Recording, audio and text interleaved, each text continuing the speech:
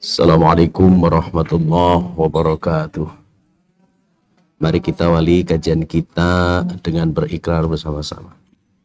Bismillahirrahmanirrahim. Asyhadu an la ilaha illallah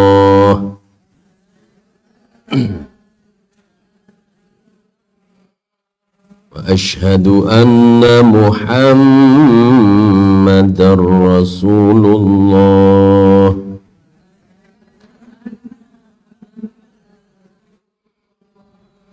Raditu billahi rabba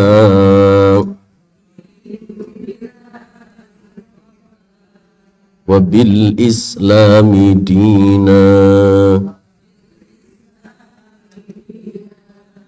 wa bi Muhammadin nabiyyan wa rasulan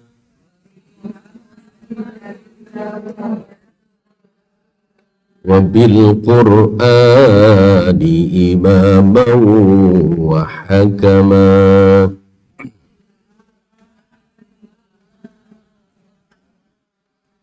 Rabbi zidni ilma warzuqni fahma. Rabbi shrah li sadri wa yassir li amri wahlul 'uqdatam min lisani yafqahu qawli. Amin. Bismillah walhamdulillah wassalatu wassalamu ala rasulillah wa ala alihi wa sahbihi wa mawalah wa la hawla wa la quwwata illa billah, amma ba'du. Puji syukur alhamdulillah, hari ini kita bisa hadir kembali di Masjid Agung Al-Azhar dengan seragam baru ya, kerudung yang baru, biasanya biru gitu. Oh gitu. Semoga Allah senantiasa menganugerahkan kepada kita kesehatan lahir dan batin, agar kita lebih maksimal dalam rangka mengabdi kepada Allah Subhanahu wa Ta'ala. Bapak Ibu, kita akan membaca surat Shad ayat 55 sampai 60.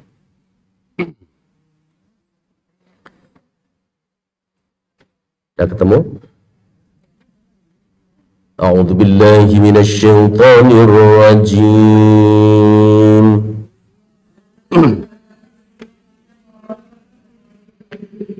Bismillahirrahmanirrahim.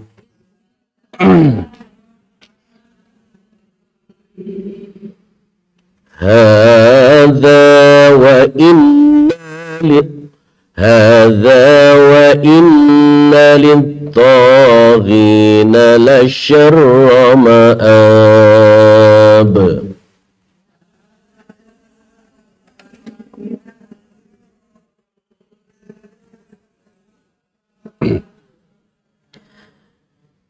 Jahannam yaslawnaha fabi'sal mihad.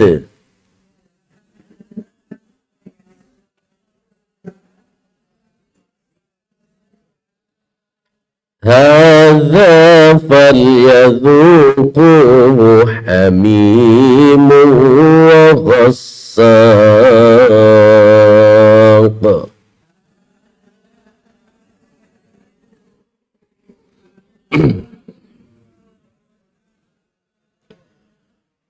Wa akhar min shaklihi azwaj.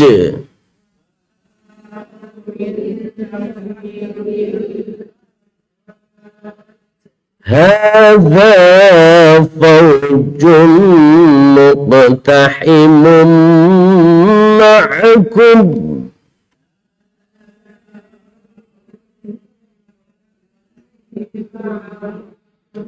لا مرحبا بهم إنهم صالوا النار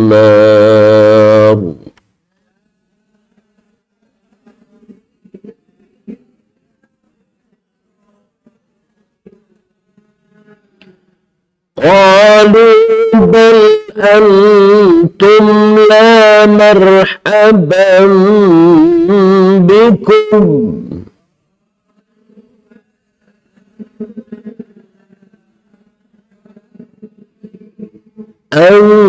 أنتم قدمتموه لنا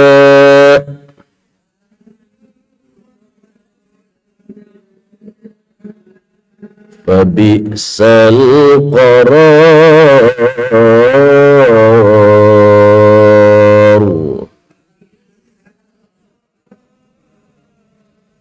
صدق الله العظيم.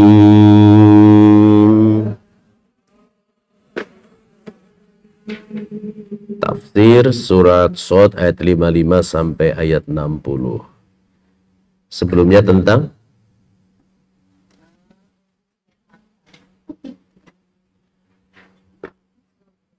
apa? Para nabi itu orang-orang yang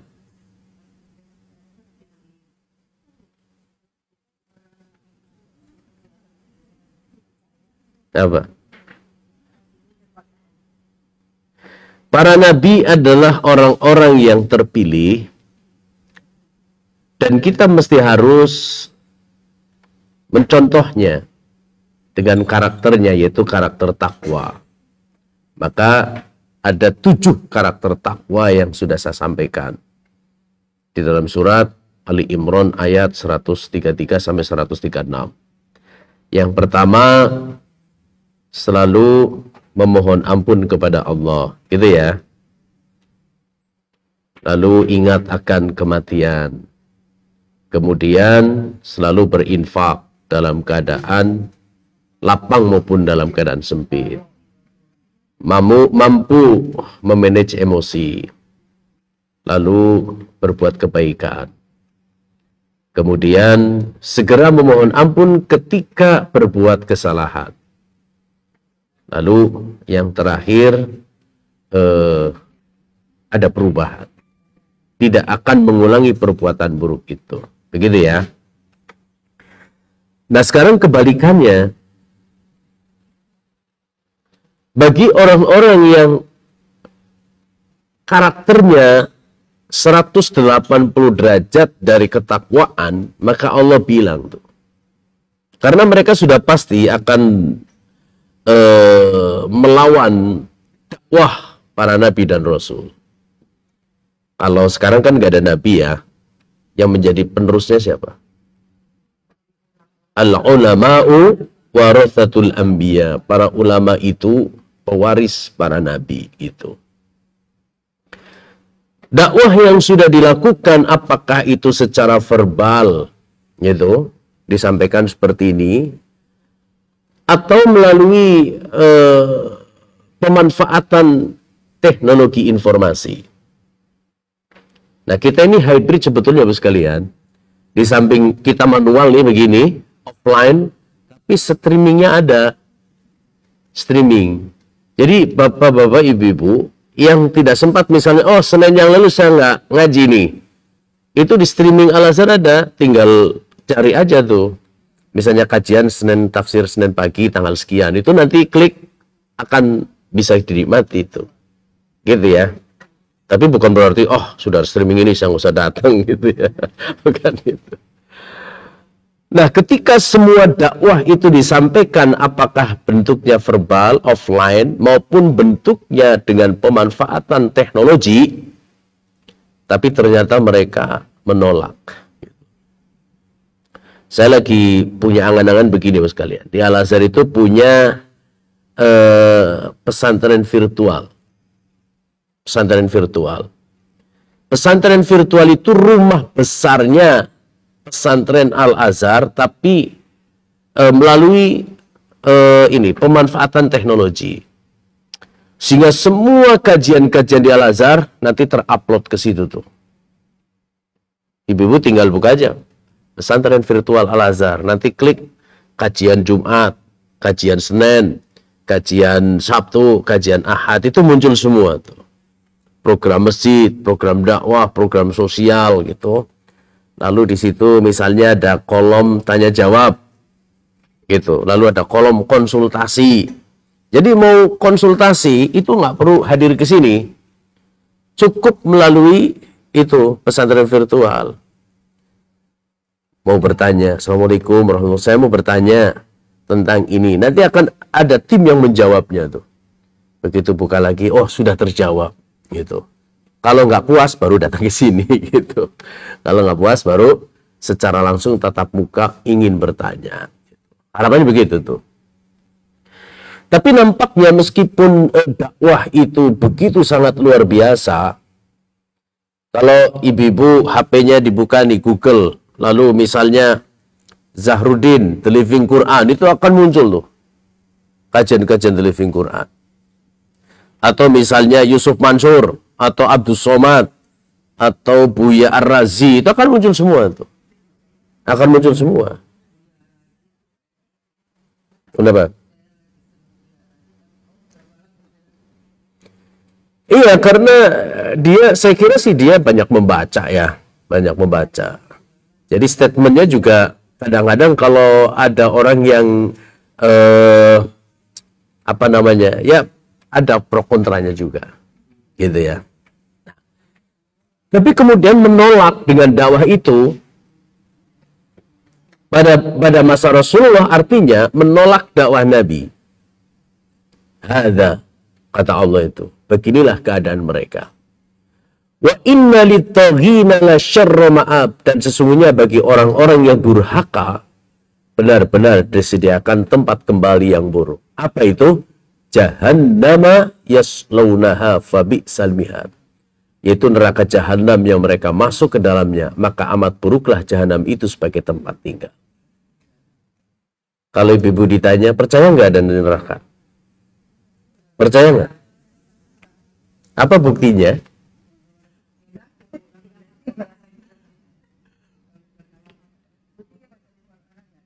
Hah?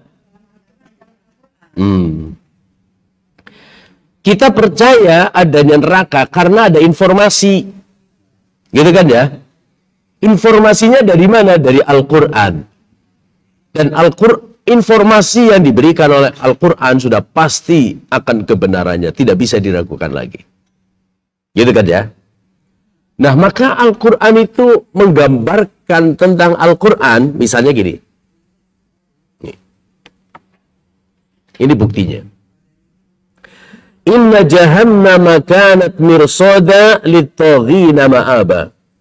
Sesungguhnya neraka jahanam itu ada tempat pengintaian. Sungguh neraka jahanam itu menjadi tempat tinggal bagi orang-orang yang melampaui batas. Melampaui batas. Ibu-ibu melampaui batas apa enggak?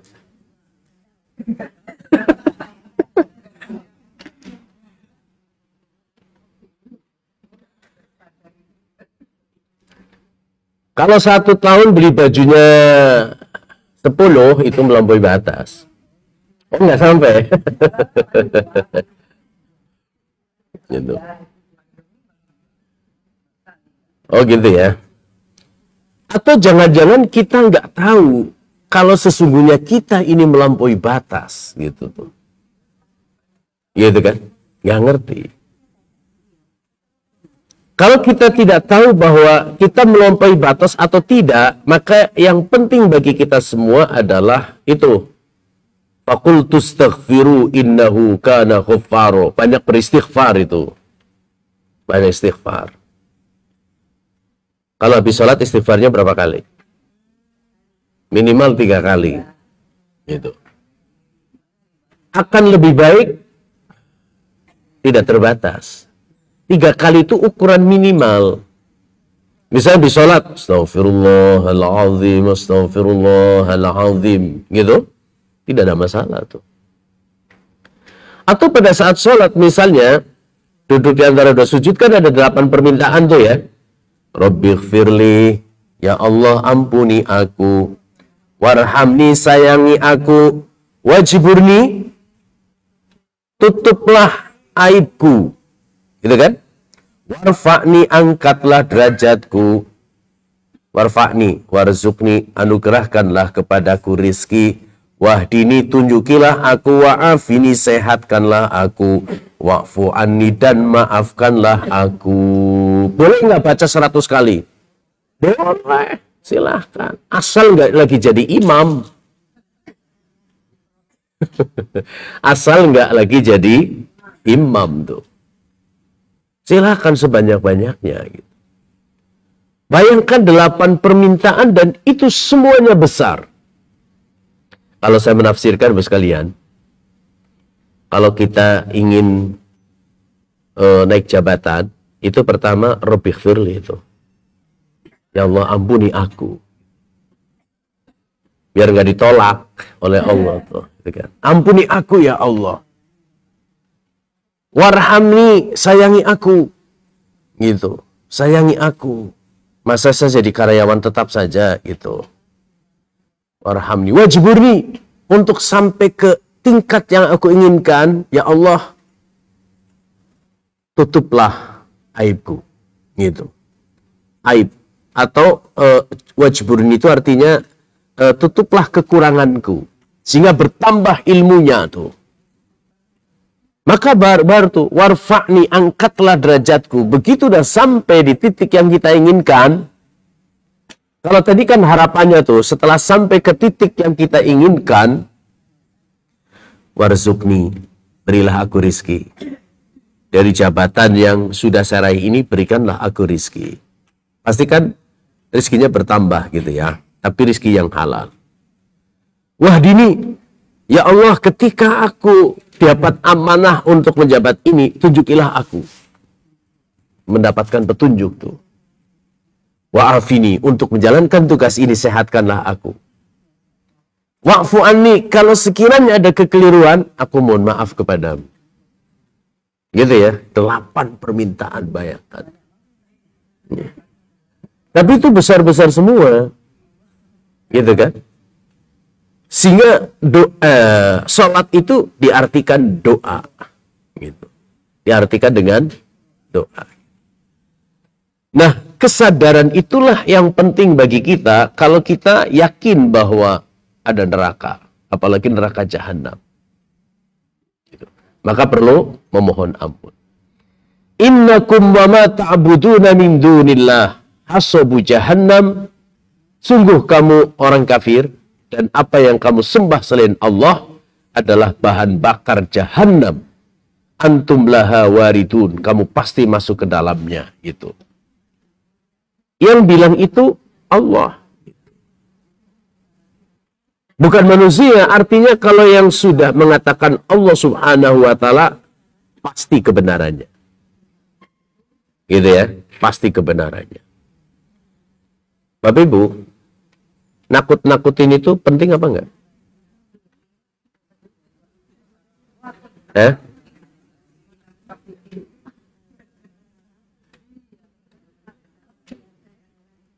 Nih, kalau kita anak kita mau tidur, gitu. Ini kan kadang-kadang salah tuh, ceritanya yang serem-serem, gitu. Ceritanya serem-serem, biar si anak ini cepat tidur. Padahal tidak mesti harus seperti itu tuh, tidak mesti harus seperti itu. Al-Anbiya 98, gitu ya. Tapi bagi orang dewasa, ya samalah. Kalau orang sedang berkuasa, bagaimana agar rakyat itu tidak memberontak, maka dibikinlah undang-undang, misalnya undang-undang subversi, misalnya tuh. Biar dia tidak melakukan tindak subvertif, gitu. Begitu pula Allah menggambarkan neraka dengan berbagai macam ancamannya agar orang nggak masuk ke sini. Gitu. Ya coba nih, satu. Ini bentuknya. Kata Nabi, Uridu alayya an-nara faqbala ilayya minha syai'un hatta dana bimakani hadha. Gitu. Fakhashitu an nughasyakum faqultu rabbi wa ana fihim fasarafaha ankum. Neraka ditampakkan kepadaku, lalu sesuatu menghampiriku hingga mendekat tempatku. Aku takut dia akan menutupi kalian. Lalu aku berkata, Rabbi, ya Allah, aku ada bersama mereka. Lalu Tuhan menggesernya. Dia menghilang tapi tampak seperti tikar yang luas. Jadi menghampar gitu. Menghampar. Tapi ada kalimat yang berasal dari kata Nabi yang luar biasa tuh. Ya Allah, Rabbi wa ana fihim. Aku bersama mereka. Kenapa? Karena Rasulullah tidak akan pernah masuk neraka. Sehingga ketika Rasulullah SAW mengatakan, mereka sama aku. Harapannya, umat Nabi Muhammad itu gak ada yang masuk neraka gitu. Iya. Luar biasa kan? Jadi kalau lihat dari hadis yang diriwayatkan dari Uqbah bin Amr bahwa neraka itu menghampar. Luas, seperti tikar. Menghampar. Tentu saja punya kedalaman, bukan hanya hamparan saja ya. Diceritakan bahwa orang yang jatuh dari atas sampai ke dasar neraka, dari atas ini jatuh, sampai ke dasar, itu 500 tahun perjalanan.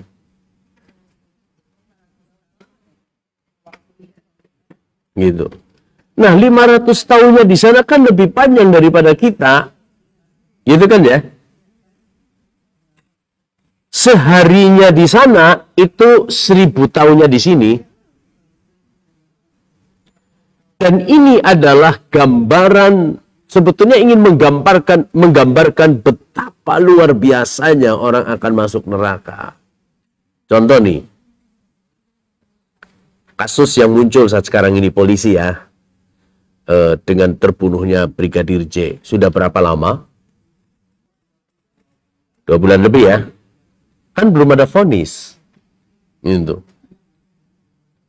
Vonis bersalahnya seperti apa, hukumannya seperti apa, itu saja sudah gelisah gitu. Gitu kan? Gelisah. Ada selebriti yang selalu berkata-kata buruk, lalu ditangkap di Serang gitu kan ya.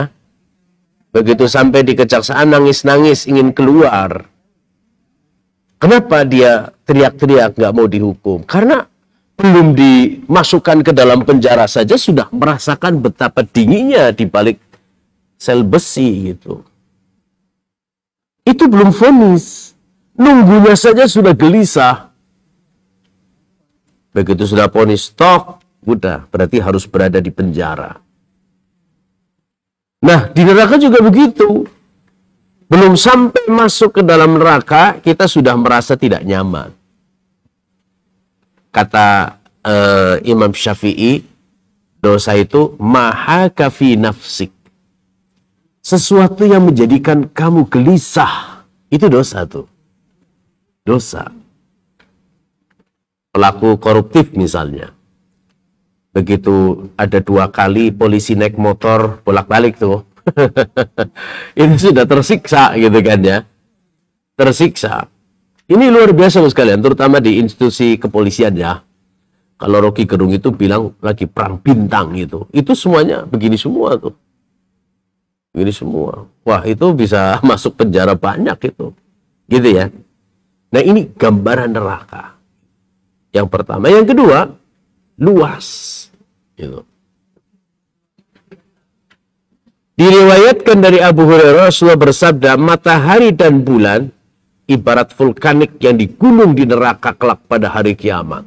Masya Allah, luar biasa. Matahari itu berapa kali besarnya bumi? Jarak bumi dan matahari itu berapa kilometer? Masih ingat?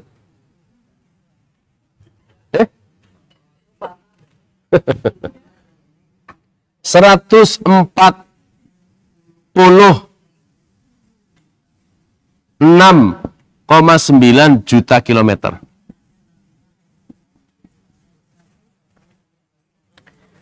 Katakanlah dibulatkan 150. Dari 150 juta kilometer saja masih terlihat besar, kan? Gitu. Besar dan panas. Itu dari jarak 150 juta kilometer. Dari bumi, gitu. Bagaimana kalau jaraknya nggak usah masuk lah gitu ya. 100 kilometer. Itu sudah hangus itu. Sudah hangus. Gitu ya. Rasulullah menggambarkan bahwa neraka itu luasnya seluas matahari dan bulan apabila dijadikan satu. Pertanyaannya, dari mulai Nabi Adam sampai nanti akhir manusia, sekitar 1,5 miliar tahun yang akan datang, bisa masuk apa enggak? Masuk. Ditumpuk ya. Kalau surga itu kan digambarkan seluas langit dan bumi. Artinya jauh lebih luas surga itu daripada neraka tuh. Kalau Rasulullah menggambarkan neraka itu ibaratnya bulan dan matahari dikumpulkan jadi satu, itu luasnya. Ya, sementara Al-Quran menggambarkan surga itu luasnya seluas langit dan bumi. Luas matahari itu lebih besar dari bumi sekitar 1,3 juta kali lipatnya. Jadi 1,3 juta bumi itu sama dengan satu matahari. Gitu kan? Bumi jumlahnya 1,3 juta, berarti 1.300.000 ya. 1.300.000 bumi itu sama dengan matahari yang sekarang. Gitu kan? Artinya cukuplah kalau semua manusia ke ini ya, udah cukup lah. Gitu. Kira-kira manusia masuk neraka semua apa enggak?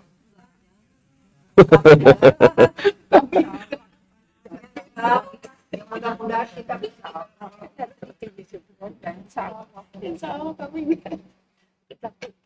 Ketakutan?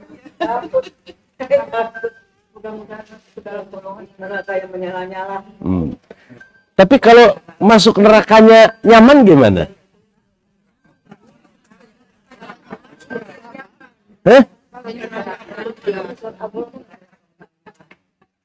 Tunggu dulu, ada kisah menarik nih.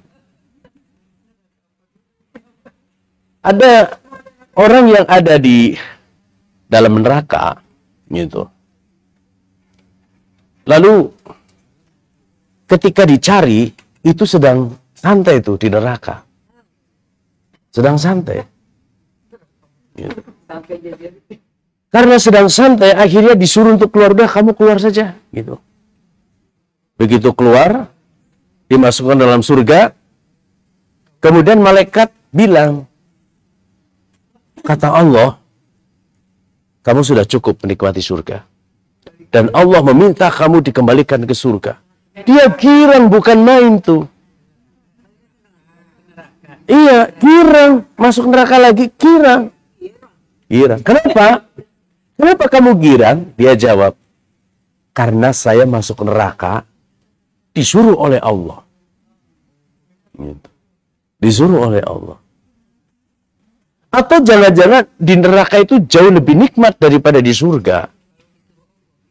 Iya. Nih, contoh nih. Nih. Di penjara enak apa tidak? Nggak enak. Sudah pernah merasakan apa belum? Belum. Oke. Tapi Nabi Yusuf bilang begini, Bapak dan Ibu. As-sijnu ahabbu ilayya.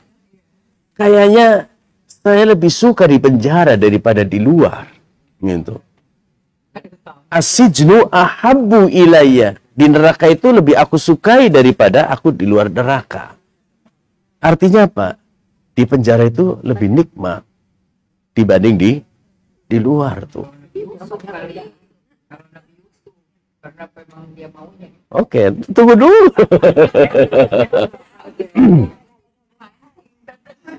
Ketika Buya Hamka dipenjara oleh Orde Baru, gitu kan ya? Wah, mungkin disiksa juga tuh.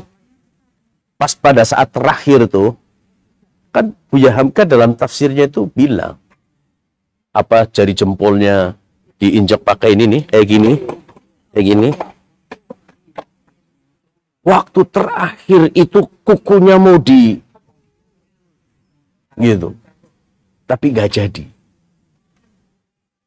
Tapi Buya Hamka dalam statementnya bilang, saya bersyukur di dalam penjara. Gitu.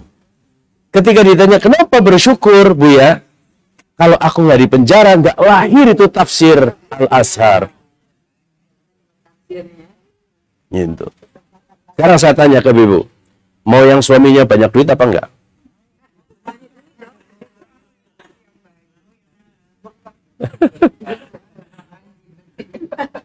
Belum tentu juga. Gitu.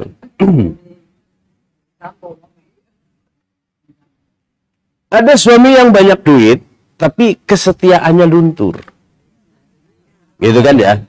Kesetiaannya luntur. Artinya sekalian, sesuatu yang dianggap oleh manusia itu menyenangkan, belum tentu efeknya atau impactnya itu menyenangkan. Kayak tadi itu, Nabi Yusuf, Buya Hamka, gitu kan? Lalu orang yang tadi saya ceritakan, kayaknya saya lebih suka di neraka daripada di surga. Gitu. Oke ya? Oke. Jadi masuk neraka mau apa enggak? Mau kalau Allah yang nyuruh. Gitu. Sebetulnya kita penduduk surga, gitu. Tapi Allah udah, kamu neraka. Kalau penduduk surga masuk neraka kan nggak panas. Nih, contoh nih. Dalam kisahnya kan.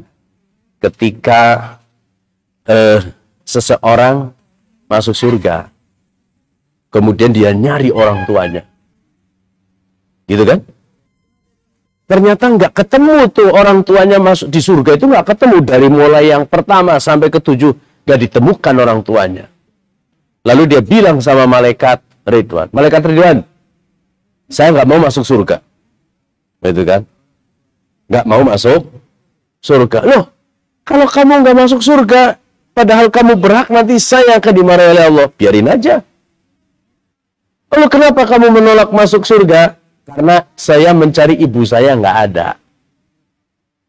Berarti saya harus mencari di neraka. Begitu ke pintu neraka, bilang sama malaikat Malik, Assalamualaikum. Salam. Ada apa? Saya diminta oleh malaikat Ridwan masuk ke dalam neraka. Untuk apa? Mencari orang tua saya. Maka dicari itu di neraka. Ternyata orang tuanya itu sudah kosong gitu kan. Seakan-akan sudah tidak bisa dikenali lagi. Lalu diangkat orang tuanya itu. Kemudian sama-sama masuk surga tuh. Artinya penduduk surga ketika masuk neraka itu tidak ada masalah. Gitu ya? Tidak masalah. Jadi masuk surga masuk neraka.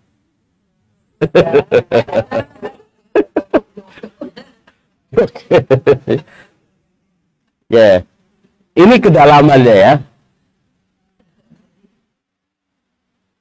Jadi Rasulullah menggambarkan hadza hajarun rama bihi finnar mundu sab'ina kharifan. Gitu. Itu adalah suara batu yang dilempar di dalam neraka sejak 70 tahun yang lalu. Batu itu jatuh ke dalam neraka dan sekarang dia baru sampai di dasarnya. Kalau menurut riwayat ini 70 tahun yang lalu dilempar, itu baru sampai. 70 tahun coba. Di sini ada yang misalnya 70 tahun. Oh, 17 tahun ke atas gitu ya. Sejak lahir, melempar batu ke bawah. 70 tahun, bayangkan itu. Baru sampai ke dasarnya, berarti kan dalam sekali itu. Dalam sekali kan? Nah sekarang tadi nih. Matahari dan bulan dijadikan satu, kemudian neraka, diameternya matahari itu berapa? Misalnya neraka itu di tengah-tengah matahari gitu kan ya. Lalu dijatuhkan ke sini. Gitu ya, dijatuhkan. Ini besarnya 3,3 juta. 1,3 juta bumi, gitu kan? Kali bumi. Kira-kira kalau misalnya kita berdiri di sini, kemudian ini matahari, lalu ini kedalamannya berapa juta kilometer gitu. Ini jatuhnya 70 tahun. Kira-kira begitu tuh. Artinya begitu sangat lama dan dalam. Satu hari sama dengan berapa ribu tahun? 1000 tuh bayangkan. 1000 kali 70. Itu kedalamannya. Dahsyatnya luar biasa. Ya. Tingkat kepanasannya. Kata Nabi, api kalian di dunia ini merupakan bagian dari 70 bagian api neraka jahanam. Ditanyakan kepada beliau, wahai Rasulullah, satu bagian itu saja sudah cukup untuk menyiksa pelaku maksiat. Beliau bersabda, ditambahkan atasnya dengan 69 kali lipat yang sama. Kalau ada api sekarang itu 100 derajat, gitu kan? Ini berapa kelipatannya? Kalau di situ 70 kan? 100 kali 70 sama dengan berapa? Berapa? 7.000 derajat Celcius. Ada tetangga saya tadi di grup, ibu-ibu, dia suka ini. Suka, kalau ada hajatan, dia suka masakin. Di-share ke saya, ibu ini kakinya kena semburan api. Api. Gitu. Itu pada meleduk sininya tuh. 2 kakinya tuh. Akhirnya saya bilang, udah tolong masjid keluarkan dana untuk membantu gitu, untuk membantu biar bisa berobat gitu. Alhamdulillah udah selesai. Itu baru api di neraka dan itu temponya sebentar. Api di dunia temponya sebentar, begitu seret itu sudah gosong tuh. Gitu ya. 100 derajat Celcius. Nah sekarang kalau 7.000 derajat Celcius itu kayak apa? Nah Rasulullah kelihatannya mengacu kepada sinar matahari nih. Sinar matahari ini panasnya 7.000 derajat Celcius. Dengan 7.000 derajat Celcius, dengan jarak ke bumi 150 km saja udah panas. Gitu. Artinya sekalian, kalau kita tubuhnya dilempar dalam jarak tertentu, itu kulitnya sudah habis. Maka di dalam neraka itu kulit manusia ditebalkan kembali. Ditebalkan kembali. Nah, ada profesor Amerika nih mengkaji ayat itu. Kenapa di hari kiamat orang yang masuk neraka itu kulitnya ditebalkan? Nah, ternyata sekalian, agar, kan dalam Al-Quran, agar dia merasakan panas api neraka. Ini kulit misalnya. Ini tulang. Gitu kan? Ini kulitnya. Ini kulit. Sudah pada ini kan vaksin semua. Ketika disuntik, rasa sakitnya di mana? Di kulit di dalam apa di atas? Di atas. Oh, benar, ini sedikit ya. Oh. Tes 1, tes. Bapak sekalian, rasa sakit kulit itu di atas permukaan. Gitu ya. Kan kulit itu ada jaringannya kan ya. Kalau kita belajar biologi nih, Ini kulit bagian atas. Lalu ada kulit jaringan di sini. Kita akan merasakan sakit itu begitu jarum nempel di permukaan. Makanya dokter bilang apa? Tahan nafas. Tarik nafas. Itu untuk mengurangi rasa sakit. Dan itu mengalihkan secara psikis itu orang akan oh iya gitu ke sana. Gitu kan? Makanya kulit perlu ditebalkan. Gitu. Kulit perlu ditebalkan. Sehingga dia akan merasa betapa sakitnya atau pedihnya panasnya api neraka. Nah, Profesor Amerika ini dengan meneliti kenapa kulit di neraka itu ditebalkan, akhirnya masuk Islam, Bapak sekalian. Ya, hanya meneliti kulit, lalu oh, Al-Quran benar adanya. Masuk Islam. Luar biasa kan? Panasnya 7.000 derajat Celcius. Rasulullah mengacu kepada panasnya sinar matahari.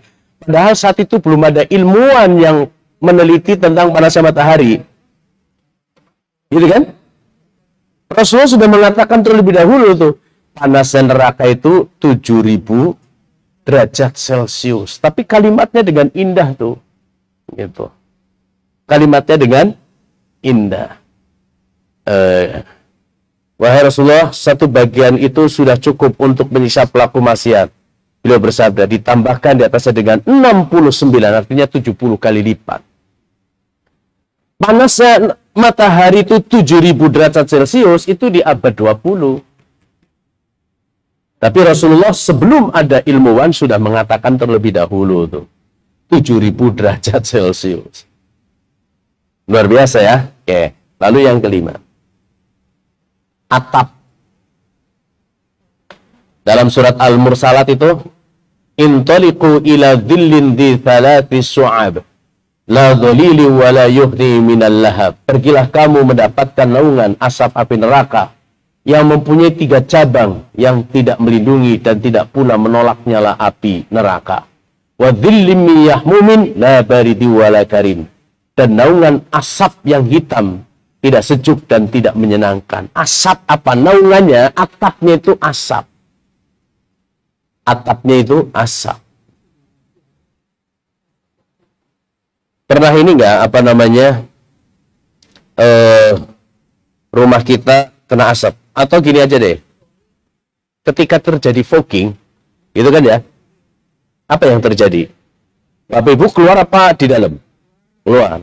Kalau di dalam sanggup apa enggak? Coba bayangkan ketika kita di dalam rumah lalu itu asap fogging gelap, kita ada rasa khawatir. Begitu menyedot terlalu banyak, kita bisa pingsan itu. Oke, saya gambarkan saja di Stadion Kanjuruhan. Gitu ya, stadion. Itu stadion itu terbuka di sininya. Tapi begitu asap mengepul dari apa namanya, gas air mata, gitu. Dengan gas air mata saja manusia sudah nggak bisa itu menghindar. 100-an orang lebih meninggal dunia, yang lainnya itu luka-luka. Nah sekarang bagaimana kalau di neraka yang kedalamannya itu berapa tadi? Kalau dilempar batu 70 tahun, lalu di atasnya itu asap. Kalau digambarkan misalnya gini, ini lubang api neraka, ini menyala gitu ya. Nah, lalu di sini asap. Orang masuk, di asapnya saja itu sudah luar biasa panasnya. Gitu kan? Itu luar biasa. Itu atapnya saja dalam bentuk asap yang panas. Angin atau hawa. Min samumi wahami. Mereka dalam siksaan angin yang sangat panas dan air yang mendidih. Ya tentu sajalah. Gitu ya. Angin atau hawa. Hawanya saja sudah begitu sangat luar biasa. Itu baru hawa, belum masuk ke apinya. Gitu kan? Misalnya ibu-ibu lagi goreng ikan. Gitu ya. Kita nih tangannya pas pada saat goreng itu di atas wajan. Kira-kira panas nggak? Panas tuh. Panas. Itu baru panas asapnya wajan. Gitu kan? Apalagi asapnya neraka yang panasnya 7.000 derajat Celcius. Masya Allah, luar biasa tuh. Kemudian, bahan bakarnya. Fa'ilam taf'alu wa lan taf'alu fattakun naral lati waquduhan nas wal hijarah uiddat lil kafirin. Bahan bakar neraka itu manusia dan batu. Manusia dan batu. Manusia bisa terbakar kan? Iya, karena mengandung lemak gitu. Bayangkan manusia menjadi bahan bakar. Yang menjadi bahan bakar manusia dan batu yang menimbulkan panas 7.000 derajat Celcius. Begitu setiap manusia masuk ke dalam neraka, itu semakin menyala. Semakin menyala. Itu gambarannya seperti itu, bahan bakarnya. Kengeriannya. Innaha tarmi bisyararin kal qasar. Sungguh neraka itu menyemburkan bunga api sebesar dan setinggi istana. Oke, sekarang kalau kita lihat matahari nih, coba nanti di YouTube, misalnya matahari. Itu setiap hari itu sebetulnya terjadi letusan itu. Letusan. Nah, letusannya itu sebetulnya, waduh, udah panasnya luar biasa tuh. Itu letusan. Sama dengan ini kan. Meletus. Pernah nggak kita merasakan misalnya Indonesia panasnya melebihi? Pernah nggak? Pernah kan? Pernah. Itu masih jaraknya 150 juta kilometer. Pada saat tertentu bumi akan mendekat sedikit. Mendekat sedikit aja panasnya sudah luar biasa. Gitu kan? Apalagi lebih dalam lagi mendekat. Sehingga nanti kita lagi belajar dulu itu surat apa itu. Jadi matahari itu usianya sudah 5 miliar. Diprediksi itu akan sampai ke 10 miliar. 10 miliar. Tapi, Bapak sekalian, sekarang itu usianya sudah 5 miliar. 1,5 miliar yang akan datang, matahari itu akan memuai. Gitu. Akan memuai. Lebih besar lagi. Kalau matahari memuai, otomatis bumi akan lebih panas kan? Daya tarik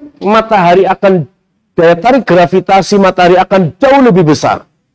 Sehingga dia akan menyedot semua planet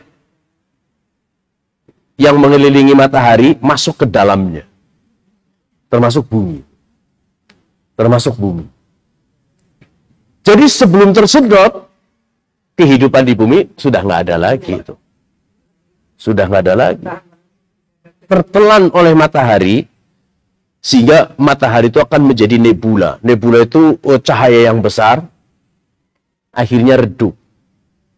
Begitu redup, menjadi planet yang tidak bercahaya. Menjadi mati. Menjadi mati. Berarti manusia sudah nggak ada kan? Pertanyaannya, di planet lain masih ada makhluk apa enggak? Ini mempengaruhi planet yang lain apa enggak ketika terjadi seperti itu? Selama ini sudah sering terjadi planet-planet yang lain seperti ini. Ngaruh nggak dalam kehidupan kita? Enggak tuh. Enggak. Begitu pula nanti suatu saat ketika matahari menelan bumi, lalu matahari menjadi bintang yang mati, itu tidak akan berpengaruh terhadap planet-planet yang lain. Karena jaraknya jauh. Jaraknya jauh. Gitu ya. Jaraknya jauh. Coba nih Bapak sekalian. Kalau kita tinggalnya di Cengkareng, dekat bandara, setiap ada pesawat yang naik dengan suara menggelegar, gitu ya, itu karena jaraknya dekat. Dekat. Maka telinga kita itu ada ukurannya. Gitu. Frekuensinya itu frekuensi yang bisa mendengarkan itu. Tapi kalau coba misalnya kita nempel di atau pesawat itu dengan suara seperti itu, kita di sampingnya, mungkin ininya pecah. Gitu. Pecah. Itu baru pesawat. Nah sekarang planet itu berputar apa enggak? Itu juga menimbulkan suara yang dahsyat. Cuman karena jaraknya jauh, maka tidak terdengar. Frekuensi kita terbatas. Coba kalau frekuensi pendengaran kita ke bawah lagi, nggak bisa tidur. Nggak bisa tidur. Begitu mau tidur, ada semut berjalan. Berisik. Telapaknya itu kita dengar itu. Terus ada makhluk-makhluk kecil itu bunyi. Kan di rumah kita nggak bersih 100% kan? Enggak gitu. Enggak. Mungkin di tembok ada makhluk-makhluk kecil yang kita tidak ngelihat gitu. Sehingga frekuensinya itu nggak ke bawah ke sana. Kalau sampai mendengar cicak berjalan misalnya, atau mendengar semut berjalan, kita nggak bisa tidur. Orang kita ada nyamuk satu gitu sudah nggak bisa tidur, gitu kan ya? Nggak bisa tidur. Maka frekuensi pendengaran manusia itu terbatas, gitu, dibatasi oleh Allah, gitu ya. Lalu yang ke-9, suaranya nih. Idza ra'athum min makanin ba'idin sami'u laha taghayyudan wa zafiran. Apabila neraka melihat mereka dari tempat yang jauh, mereka mendengar suaranya yang gemuruh karena marahnya. Gemuruh. Coba kalau misalnya nih, Krakatau itu meletus tahun berapa? Ya, hafal. 1883. Gitu. Itu meletusnya bunyinya sampai terdengar ke Afrika, bayangkan itu. Sampai ke Afrika. Padahal jauhnya berapa itu? Waduh, udah jauhnya ribuan kilometer. Meledaknya dahsyat. Dahsyat. Itu Krakatau. Atau misalnya kita lagi nyetir di jalan tol. Tiba-tiba ada ban meletus. Kaget kan? Kaget. Atau misalnya kemarin ketika masjid apa? Islamic Center yang di Kramat Tunggak itu ya. Kalau kita berada di tempat yang dekat kemudian dia ambruk, Masya Allah. Luar biasa. Itu baru suara yang seperti itulah. Ini suaranya menggelegar gitu. Menggelegar. Idza ulqu fiha sami'u laha syahiqan wa hiya tafur. Apabila mereka dilemparkan ke dalamnya, mereka mendengar suara neraka yang mengerikan. Sedang neraka itu menggelegak. Gitu. Menggelegak. Kalau kita lagi ngerebus air, mendidih, itu gitu. Kali sekian juta. Gitu. Sudah pernah ke ini belum? Biasanya kita wisata di Jawa Timur, bukan Tangkuban Perahu, yang di Jawa Timur, Bromo. Udah pernah naik belum? Kuat. Oh, luar biasa. Ke Bromo. Lalu kita melihat ke bawah, itu Masya Allah itu. Itu begitu. Kenapa? Atau di Kerinci, kita bisa melihat tuh. Atau pada saat kita melihat lumpur Lapindo, gitu. Itu menggelegaknya, itu baru seberapa dibandingkan dengan menggelegaknya itu neraka. Sudah seperti itu dijaga pula tuh. Ya ayyuhalladzina amanu qu anfusakum wa ahlikum nara wa quduhan nas wal hijarah 'alaiha malaikah. Ada malaikat yang menjaga di situ. Tampangnya seperti apa? Ghiladun syadidun. Kasar dan keras. Ada dua malaikat yang tidak pernah tersenyum. Siapa? Malaikat Malik dan malaikat Israel. Nggak pernah tersenyum. Malaikat Israel itu pernah tersenyum sekali ketika bertemu Nabi. Mau mencabut nyawanya tuh. Setelah itu nggak tersenyum lagi. Gitu kan? Begitu, Assalamualaikum ya Rasulullah. Assalamualaikum ya Habibullah. Assalamualaikum ya Rasulullah. Lalu Nabi Muhammad menjawab, Waalaikumsalam warahmatullahi wabarakatuh. Hai Jibril, hai Israel. Untuk apa datang engkau kemari? Malaikat Israel senyum tuh. Nyengir sebentar doang tuh. Gitu. Saya datang kemari diutus oleh Allah Subhanahu wa taala pertama untuk bersilaturahim denganmu. Gitu. Kita mau disilaturahim sama malaikat Israel apa enggak? Pasti akan bersilaturahim dia ke kita. Begitu datang, bilang aja, Israel, saya jamaah Al-Azhar. Gitu. Yang kedua, kata Israel tuh, saya diutus oleh Allah ke sini untuk mencabut nyawamu. Itu kalau engkau mengizinkan. Bayangkan itu. Itu kalau engkau mengizinkan. Malaikat Israel tidak pernah mengatakan seperti itu kecuali kepada Nabi. Kepada Nabi Ibrahim saja, enggak. Begitu datang, Assalamualaikum. Waalaikumsalam. Tafadhol. Dikirain itu manusia biasa tuh. Silahkan duduk. Nabi Ibrahim itu orang yang sangat menghormati tamu. Akhirnya dimasakin tuh yang lezat-lezat gitu. Lalu Nabi Ibrahim bilang, silakan. Dia bilang, maaf ya, saya nggak makan. Baru Nabi Ibrahim paham yang datang itu Israel. Lalu ditanya, untuk apa engkau datang kemari? Yang pertama, silaturahim. Yang kedua, Allah meminta kepadaku untuk mencabut nyawamu. Nabi Ibrahim marah gitu. Israel, lu nggak tahu kalau gue ini Khalilullah, kekasih Allah, Abul Anbiya, bapaknya para nabi, Ulul Azmi, nabi yang penuh dengan kesabaran. Mestinya lu kalau mau cabut nyawa gue, lu kasih sinyal. Gitu. Lu kasih sinyal. Malaikat Israel jawabnya lebih galak itu. Ibrahim, Allah sudah memberikan sinyal kepadamu.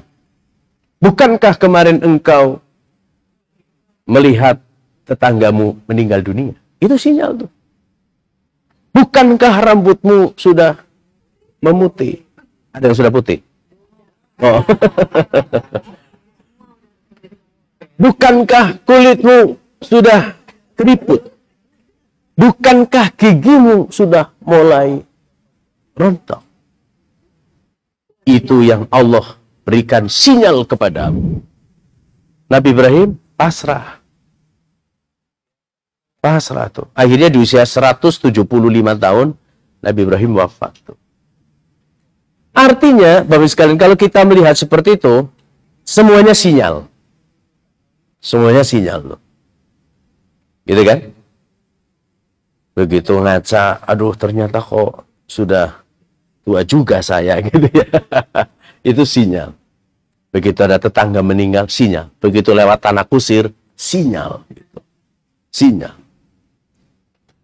Itu malaikat Israel tuh. Senyum hanya sekali pada saat bertemu dengan Rasulullah. Nah kalau malaikat malaikat Malik itu tidak pernah tersenyum. Ghiladun syidadun. Gitu kan? Coba kalau kita misalnya masuk atau lagi pergi ke luar negeri. Lalu di imigrasi. Ya, di situ petugasnya sangar gitu kan. Kira-kira ada perasaan was-was nggak? Ada. Ada. Saya alami itu waktu saya ke Vietnam tuh sekalian. Vietnam begitu ke imigrasi sepi kan? Sepi. Itu petugas gak ada yang senyum satupun tuh. Di Vietnam itu nggak ada. Gitu. Bismillahirrahmanirrahim. La haula wala quwwata illa billah. Baru masuk. Nggak berani natap gitu kan. Saudarin itu paspor. Terus dia ngelirikan gitu, lihat muka saya gitu. Baru di stempel, tok, kasihin, lega tuh. Lega. Nanti kalau sudah ke Mesir ya, kalau di Mesir itu visanya nggak di sini ya. Kalau di Mesir itu visanya di bandara. Gitu, di bandara. Jadi begitu kita turun, mau ke imigrasi, baru kita dikasih visa tuh, ditempeli di situ. Sama kalau kita mau ke Israel, mau ke Yerusalem tuh, ke Masjidil Aqsa, itu nanti lewat imigrasinya Israel. Dan itu nunggunya harus sabar lama gitu. Ditanya, dari mana? Indonesia. Indonesia. Buka tuh. Di biodatanya dibuka. Lalu setelah dicek lama gitu ya, itu sambil bawa ini loh sekalian. Senapan. Setelah nunggu lama baru dikasih. Boleh masuk. Gitu. Kalau satu bus ada satu saja yang dicurigai, nggak boleh masuk. Nggak boleh masuk.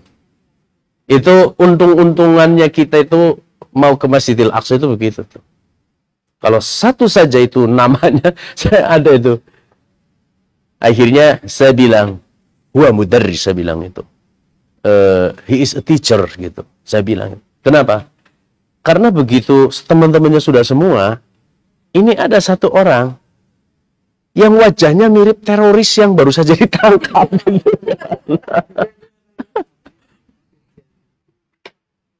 Nggak bisa gitu kan. Terus akhirnya mereka minta mana pemimpin grupnya gitu. Akhirnya saya dipanggil kan.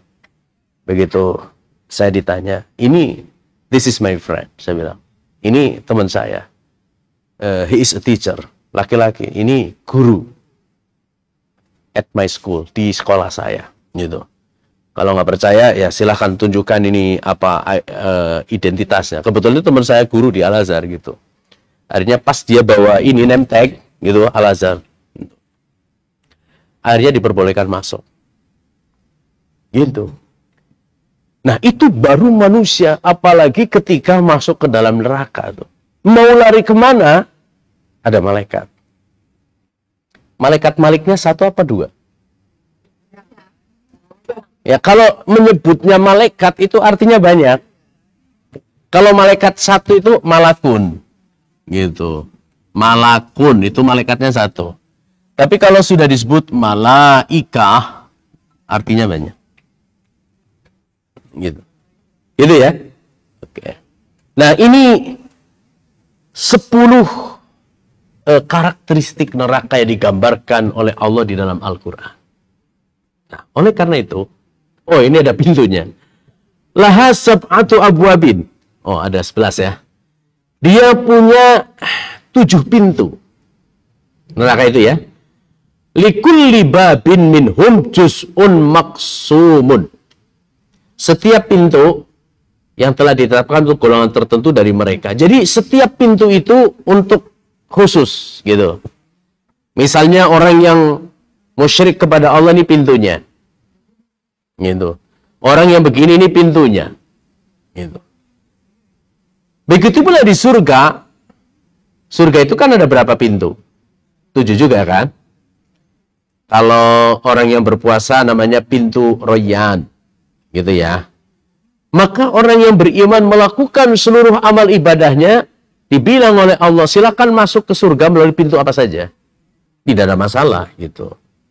Tidak ada masalah. Nah, tapi neraka ada spesifikasinya yang menunjukkan masing-masing itu derajat dosa di dunia gitu seperti apa. Gitu ya. Ada 7 pintu. Kira-kira mau masuk dari pintu yang mana?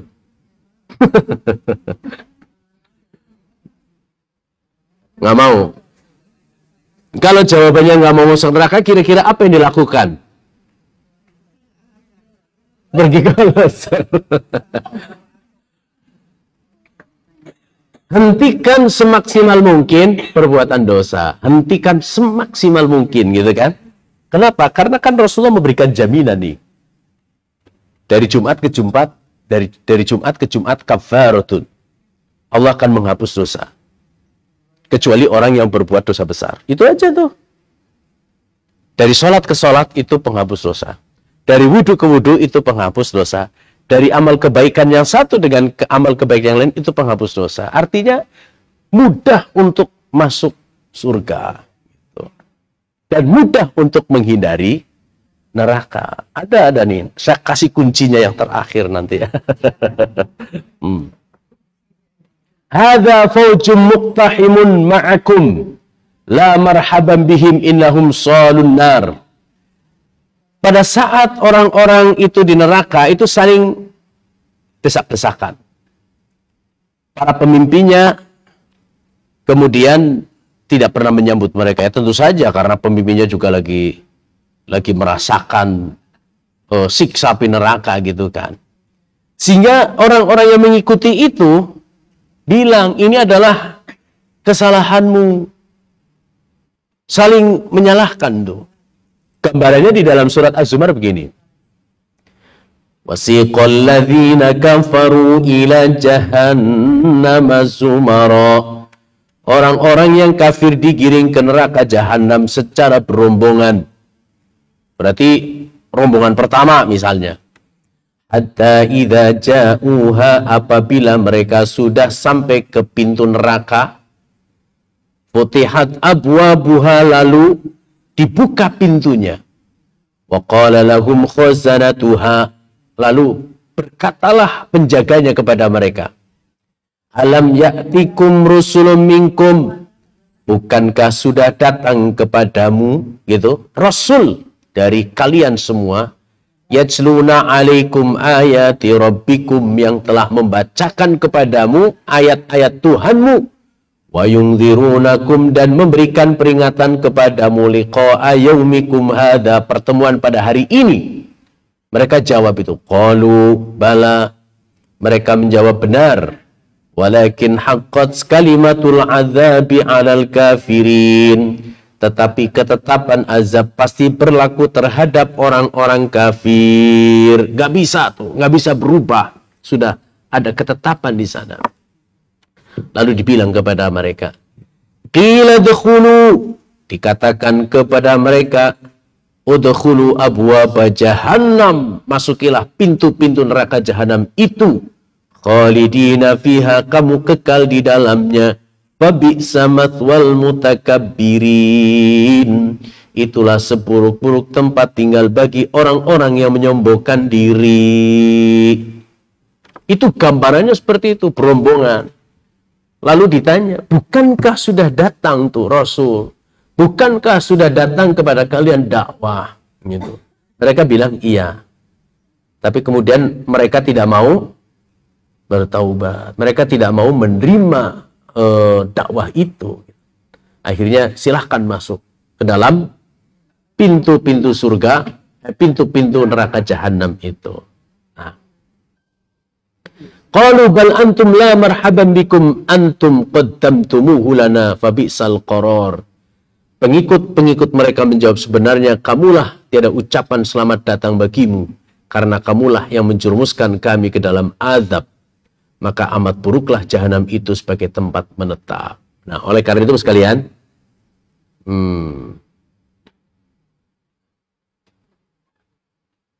nah, ini 4 perisai. Jangan lupa nih. Ini mudah dilakukan. 4 perisai agar kita tidak masuk neraka. Mudah sekali. Nih, kata Nabi. An Abi Hurairah radhiyallahu anhu qala Rasulullah sallallahu alaihi wasallam. Rasulullah bersabda, "Khudhu junnatakum." Ambillah keselamatan kalian. Para sahabat bertanya, qalu ya Rasulullah, amin aduwi qad hadar, gitu. Ya Rasulullah, apakah diambil dari musuh? Qala la. Walakin khudhu junnatakum minan nar. Gitu. Tapi ambillah keselamatan kalian dari api neraka. Faqulu gitu. Maka ucapkanlah oleh kalian, Subhanallah walhamdulillah wala ilaha illallah Allahu Akbar. Itu tuh kuncinya tuh. Kalau kunci surga apa? La ilaha illallah. Itu miftahul jannah. Tapi kalau kita ingin terhindar dari neraka, perisainya Subhanallah walhamdulillah wala ilaha illallah Allahu Akbar. Gitu tuh. Jadi gampang ya? Gampang tuh. Makanya Rasulullah menganjurkan setelah sholat, Subhanallah, Subhanallah, Subhanallah. Berapa kali? Alhamdulillah, Alhamdulillah, Alhamdulillah. Berapa kali? Allahu Akbar, Allahu Akbar, Allahu Akbar. 33 kali.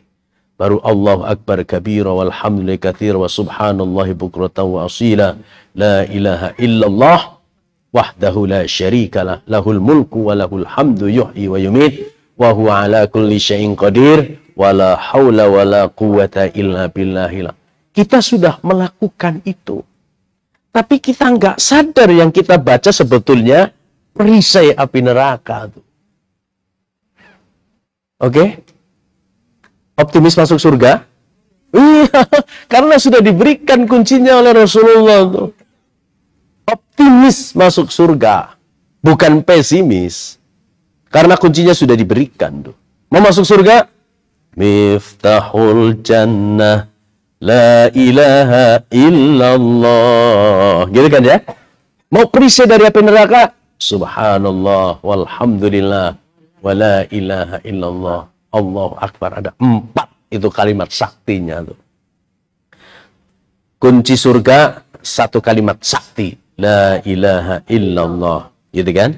Perisai dari neraka 4, subhanallah walhamdulillah wala ilaha illallah Allahu Akbar. Bapak Ibu, yang diceritakan dalam ayat tadi adalah orang yang kafir. Kalau kita kan bukan orang kafir kan? Ya kan? Maka dengan membaca Subhanallah, Alhamdulillah, wa la ilaha illallah akbar, itu perisai benar-benar terjadi. Terjadi. Sehingga kita tidak akan pernah takut. Gitu kan? Kenapa? Ya. Ya kalau perlu itu kalau lagi sekarang TV analog kan sudah nggak ada ya. Adanya TV Android. Begitu buka YouTube, lalu bukalah zikir. Gitu. Begitu pagi-pagi, setel itu di YouTube itu zikir pagi, maka akan muncul zikir pagi. Gitu. Ini kan ibu-ibu sudah nggak bekerja semua kan ya di rumah. Itu akan lebih sering itu mendengarkan itu tuh. Zikir pagi, zikir siang, atau mendengarkan apa itu bisa semuanya. Ya, zikir sore gitu. Sehingga TV itu bukan hanya untuk nonton bola saja, gitu kan? Enggak. Tapi bisa menggugah jiwa kita atau menuntun jiwa kita kepada sesuatu yang benar. Terutama yang kita bahas pada pagi hari ini, yaitu 4 perisai api neraka. Subhanallah, walhamdulillah, wa la ilaha illallah, Allahu Akbar. Ada pertanyaan sampai di sini?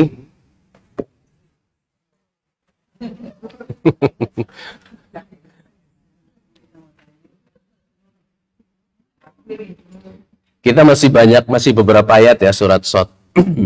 Surat Shad. Ada? Silakan. Ya.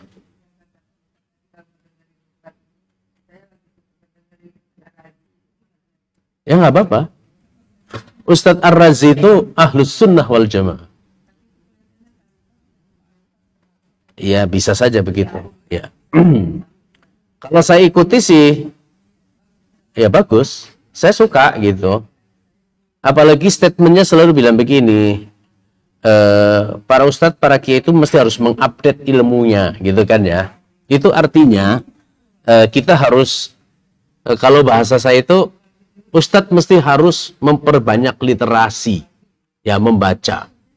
Membaca tidak mesti harus manual, tapi mendengarkan, gitu. Itu akan lebih bagus. Misalnya, mendengarkan dari kitab ini, lalu dikonfirmasi benar nggak di kitab ini berbicara seperti itu. Itu tugasnya Ustadz kayak gitu tuh. Kalau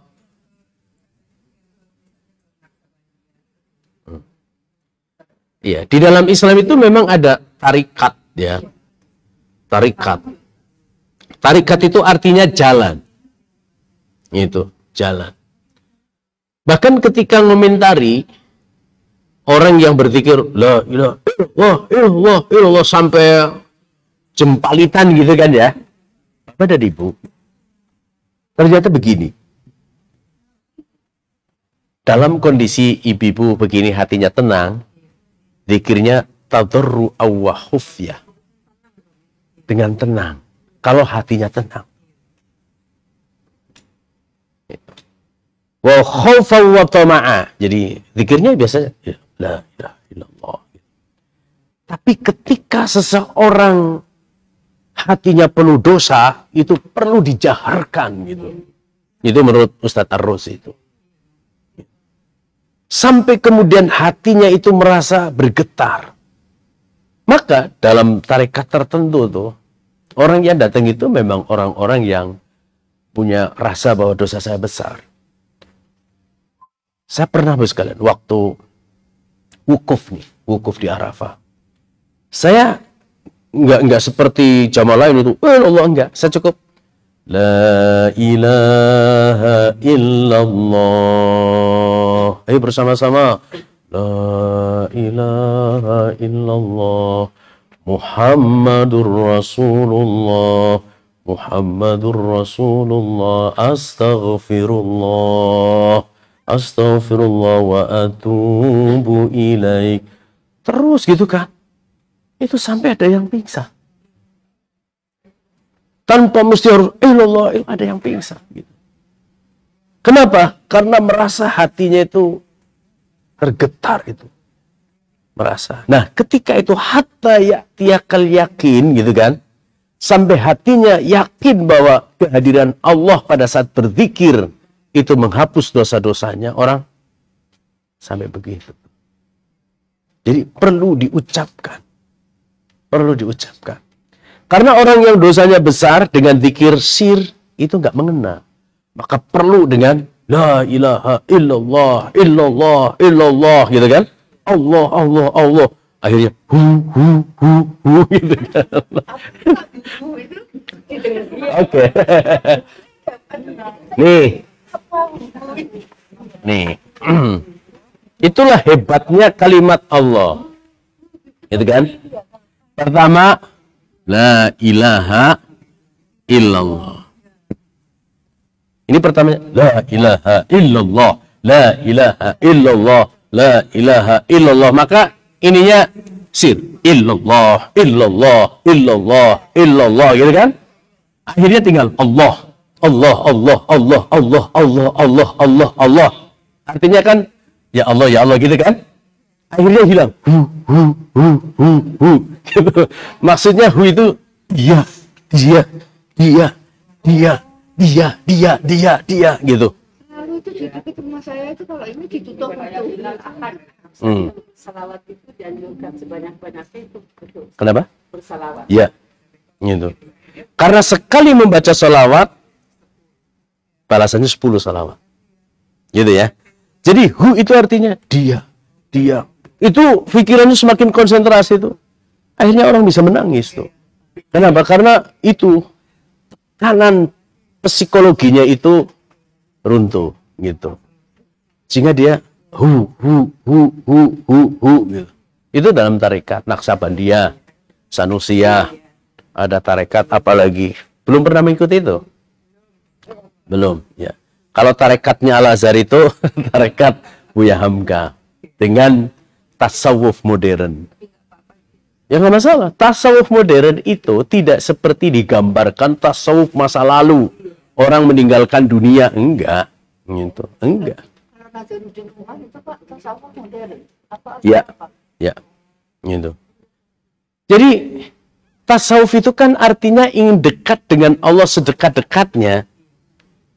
Dalam berbagai hal kita bisa dekat dengan Allah. Di pengajian, di dapur, lagi gosok, lagi menyiapkan makan, gitu kan? Lagi naik mobil, gitu. Begitu starter, langsung bunyinya Bismillahirrahmanirrahim, pengajian. Itu tasawuf. Bekerja seperti biasa, gitu kan? Di kantor, berinteraksi. Tasawuf modern itu bukan hanya dekat dengan Allah, tetapi juga dekat dengan manusia. Hablum minallah wa hablum minan nas. Itu kuncinya tuh. Yang pada akhirnya tasawuf modernnya Buya Hamka adalah kepada akhlak yang terpuji. Itu buahnya itu di situ. Gitu ya? Ini yang tadi itu. Itu maksudnya dia. Nggak ada Allah selain dia. Hanya dia, gitu.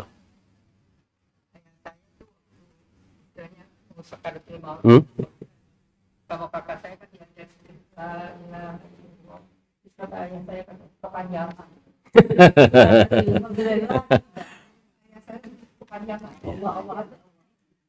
Jadi gini, Bapak sekalian, yang dimaksud dengan kalimat terakhir husnul khotimah itu sebetulnya pada saat sadar. Kalau pada saat sakaratul maut itu nggak sadar orang. Sakarat itu artinya apa?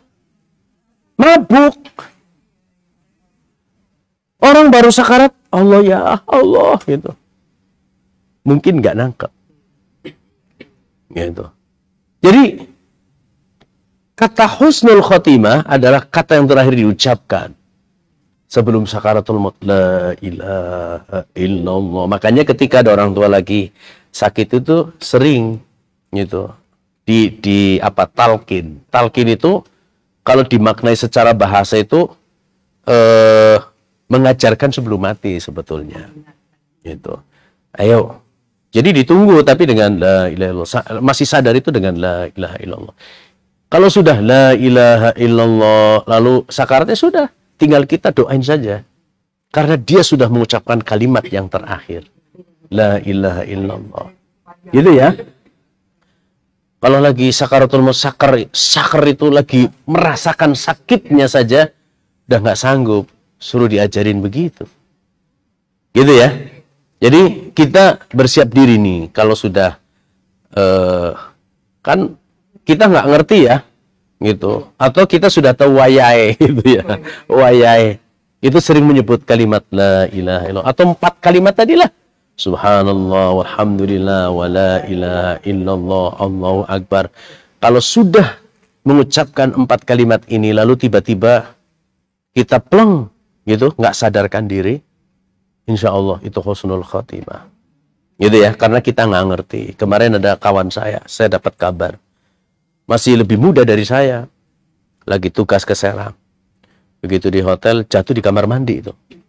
Sampai hari ini belum sadar. Belum sadar. Jadi mati itu misteri.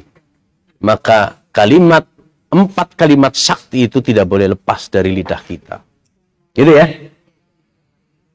Baik, saya kira sampai di sini, nanti kita lanjutkan di hari Senin yang akan datang. Kita akhiri dengan baca hamdalah dan doa kafaratul majlis. Alhamdulillahirabbil alamin. Subhanakallahumma bihamdika asyhadu an la ilaha illa anta astaghfiruka wa atubu ilaih. Wabillahi taufiq wal hidayah. Wassalamualaikum warahmatullahi wabarakatuh.